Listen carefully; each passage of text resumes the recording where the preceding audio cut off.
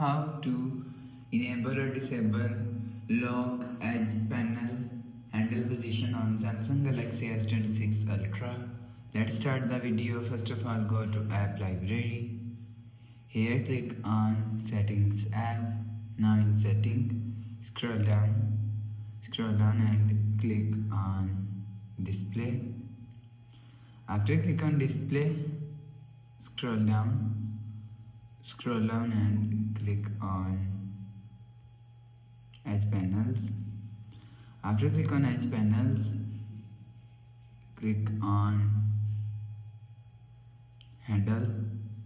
After click on handle, you will see lock handle position is here. If you want to enable lock handle position, so turn on this button. After turn on this button, you will see lock handle position is enabled. If you want to disable lock handle position, so turn off this button. After turn off this button, you will see lock handle position is disabled.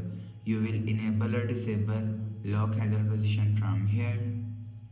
After the process, go back to home screen. So that's how you can enable or disable lock edge panel handle position on Samsung Galaxy S26 Ultra. If you like the video, please subscribe. Thanks for watching.